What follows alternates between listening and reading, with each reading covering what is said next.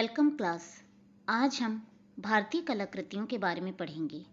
इसके पहले भाग में हमने थंगक कलाकृति और तंजावुर कलाकृतियों के बारे में जाना और वीडियो के इस भाग में हम वरली लोक कला और मधुबनी लोक कला के विषय में जानेंगे। तो लीजिए शुरुआत करते हैं वरली लोक कला से। वरली वैसे तो एक जाति है जो आदिवासियों की जाति है और यह महाराष्ट्र के ठाणे जिले के में निवास करते हैं ये आदिवासी, और इन्होंने ही इस लोक कला को जन्म दिया था, इसलिए इस लोक कला का नाम क्या रखा गया है?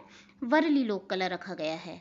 यदि हम इसकी प्राचीनता के बारे में बात करें तो यह लिपि के पूर्व ही अस्तित्व में आ चुकी थी, अर्थात लिपि के पूर्व यानी जब लोगों ने लिखना पढ़ना भी नहीं सीखा था तभी से इस कला का विकास हो चुका था। और पुरातत्ववेत्ताओं का मानना है, यानी कि जो प्राचीन चीज़ों से इतिहास का अध्ययन करते हैं उन्हें हम वेत्ता बोलेंगे, है ना। तो उनका मानना है कि यह 10वीं शताब्दी में अत्यंत लोकप्रिय हुई और वरली क्षेत्र में वरली जो क्षेत्र है वहाँ पर हिंदू, मुसलमान, पुर्तगाली और अंग्रेज सभी का शासन रहा और इन सभी ने इस लोक कला को अत्यधिक प्रोत्साहन दिया। वरली जो कलाकृति है इसे विवाह के समय विशेष रूप से बनाया जाता है, इसे शुभ शगुन भी माना जाता है ना। इनके बिना विवाह की तो परंपरा को अधूरा माना जाता है, क्योंकि विवाह का जो कार्य प्रारंभ होता है उसमें सबसे पहले घर को सजाने के लिए वरली लोक कला का प्रयोग किया जाता है। और यदि हम इस कलाकृति में बात करें तो जो चित्रकला जो होती है वो त्रिकोण आकृति में ढले आदमी और जानवरों के माध्यम से चित्रित किया जाता है। ज्योग्राफिकल जैसे होता है ना, ज्योग्राफी में हम पिक्चर्स बनाते हैं, बिंदु और लाइंस को पॉइंट और लाइंस को ज्वाइन कर करके हम पिक्चर्स बनाते हैं, तो इसी तरह इस कला में भी बिंदु और रेखाओं को जोड़ जोड़ कर घर की महिलाएं ये चित्र बनाती थी, है ना। पुरुषों का इसमें योगदान नहीं था, इसमें घर की महिलाएं ये चित्र बनाती थी। और घर की जो मिट्टी की दीवारें होती थी, पुराने समय में तो सीमेंट की दीवारें होती नहीं थी, तो जो मिट्टी की दीवारें होती थी उन पर यह कलाकृति बनाई जाती थी महिलाओं के द्वारा। और इसमें एक बात बहुत गौर करने योग्य है कि इसमें सीधी रेखा उस समय पर तो होती ही नहीं थी, रेखाएं बिंदु से बिंदु को जोड़कर खींची जाती थी और इन्हीं के सहारे जो आदमी, प्राणी, पेड़ पौधे, पशु पक्षी, ढोल नगाड़े, बाजे ताशे, खेत, बच्चे, स्त्री आदि बनाए जाते थे।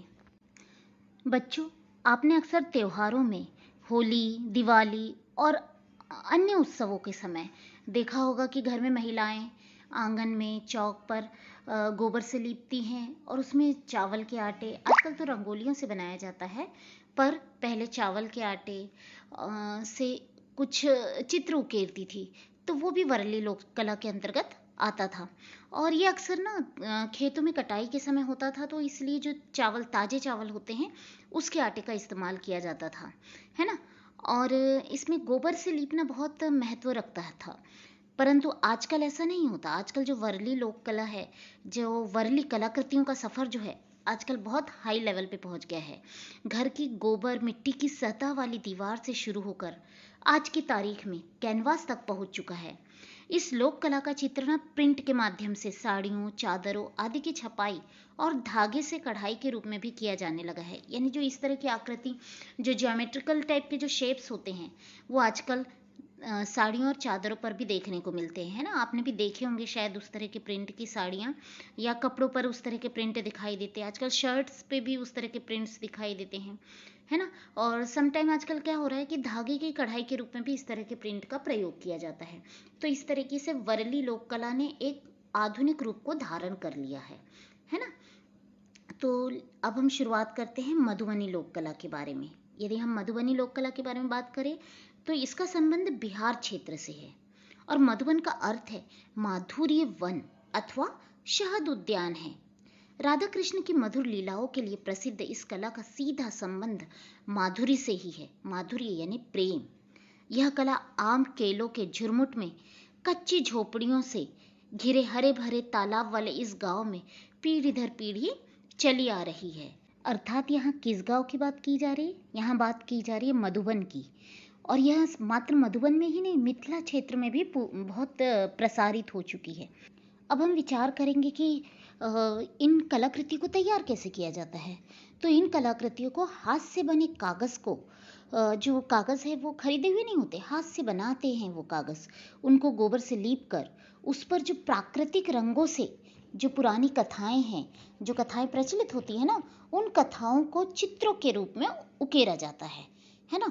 तो इसके लिए क्या होता है, हाथ से बने हुए कागज़ का प्रयोग किया जाता है, उसे गोबर से लीपा जाता है और पौराणिक कथाओं को इनके ऊपर उकेरा जाता है। और इनमें अब उकेरने के लिए रंग की तो आवश्यकता पड़ेगी ही, तो इनमें जो रंग प्रयोग किए जाते हैं वो प्राकृतिक रंगों का प्रयोग किया जाता है। और एक और बात, जो मधुबनी चित्रकला के लिए रंगों का प्रयोग किया जाता है तो उसे कलाकार स्वयं तैयार करता है, उन रंगों को स्वयं तैयार करता है। और जो ब्रश होता है ना, ब्रश बनाने के लिए वो बांस की तीलियों में रुई लपेट कर ब्रश तैयार करता है। तो इस तरीके से वो रंगों का रंग स्वयं बनाता है और बांस की तीलियों से ब्रश भी वो स्वयं ही बनाता है। कौन बनाता है? कलाकार बनाता है। इन कलाकृतियों में गुलाबी, पीला, सिंदूरी और सुगा पंखी को हरा रंग भी कहते हैं, रंगों का प्रयोग किया जाता है। अब इन रंगों का कैसे बनाया जाता है ना, इन रंगों को कैसे बनाया जाता है, तो जैसे काला रंग ज्वार को जलाकर प्रयोग किया जाता है, या फिर दिए की कालिक को भी गोबर के साथ मिलाकर तैयार किया जाता है ना। ज्वार को जलाने से क्या बनता है? काला रंग बनता है। या तो दिए की कालिक को भी गोबर के साथ मिला करके क्या करते हैं? काला रंग तैयार करते हैं। पीला रंग हल्दी और चूने को बरगद की पत्तियों के दूध में मिलाकर तैयार किया जाता है ना। और पलाश या टेसू के जो फूल से नारंगी रंग बनता है। अभी आप होली आ रही है तो आप देखेंगे कि जो पलाश के फूल है वो जगह जगह आपको दिखेंगे, तो उनसे कौन सा रंग बनाते थे? ये नारंगी रंग बनाते थे। और कुसुम के फूलों से लाल और बेल की पत्तियों से हरा रंग बनाया जाता था, है ना। और रंगों को स्थायी और चमकदार बनाने के लिए, अब देखो ये सारे रंग तो मजबूत नहीं होंगे, तो उन्हें जो स्थायी और थोड़ा सा अच्छे से शाइन करे, चमकदार बने, उसके लिए क्या किया जाता था? बकरी के दूध में इन्हें घोला जाता था, है ना। ये तो बात हुई रंगों की। पर इसमें क्या सिर्फ पौराणिक गाथाओं के चित्रों को उकेरा जाता था? नहीं, इसमें प्राकृतिक विषयों को भी उकेरा जाता था, जैसे पेड़ पौधे, पशु पक्षी और ज्यामितीय आकारों को इस कला में विशेष स्थान दिया जाता है ना। तोते, कछुए, मछलियाँ, सूर्य, चंद्रमा आदि मधुबनी के लोकप्रिय विषय हैं। भारतीय पौराणिक अवतारों की आधार झलक इनमें स्पष्ट दिखाई देती है ना। पौराणिक अवतार जैसे हमारे जो भगवान हैं, देवी देवताएं हैं, उनके बारे में बात की जा रही है। बांस, फूल, कमल, लताएं, स्वास्तिक, स्वास्तिक आपको मालूम है ना, धन प्लस का निशान, धन्य धान्य की समृद्धि के लिए शुभ मानक चिन्ह चित्रित किए जाते हैं। दीवार और कागज के साथ यह कला मिट्टी के पात्र यानी मिट्टी के जो बर्तन होते हैं उन पर भी की जाती है, और पंखों के ऊपर भी की जाती है।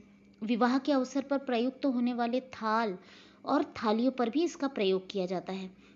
आपने देखे होंगे विवाह के समय पर जो लकड़ी के पंखे पहले चलते थे, है ना, ऐसे हवा मतलब अपने आप हिलाते रहो उन लकड़ियों के पंखों को, तो उस पर भी इस तरह की जो मधुबनी चित्रकला का प्रयोग किया जाता था। और बांस की तीलियों से जो इस तरीके से एक थाल वगैरह बनाए जाते थे, तो उनको भी सुंदर करने के लिए, सुंदर दिखाने के लिए इस चित्रकला का प्रयोग किया जाता था। तो इस प्रकार अभी हमने इन 4 कलाओं के बारे में जाना। भाग 1 में हमने तंजावुर कलाकृति और थंगक कलाकृति के बारे में जाना, और भाग 2 में हमने मधुबनी के बारे में जाना, और साथ ही हमने वरली लोक कला के बारे में भी ज्ञान हासिल किया।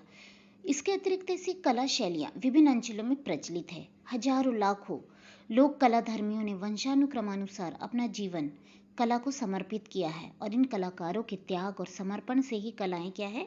जीवंत है।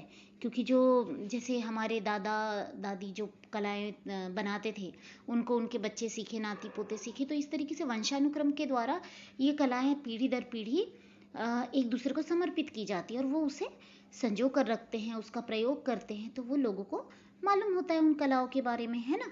तो इस तरीके से इन सभी कलाओं का हमने 4 कलाओं के बारे में जाना। और ऐसे ही हमारे देश में, भारत देश में, ऐसे ही इसे कलाओं का देश नहीं कहा जाता, यहाँ पर ऐसी कई कलाएं छुपी हुई है हमारे गाँव में, आदिवासी समाज में, और ग्रामीण अंचल में तो ऐसी कई कलाओं का आपको दर्शन मिल ही जाएंगे, है ना। तो शायद आप समझ ही गए होंगे इन चारों कलाओं के बारे में। धन्यवाद।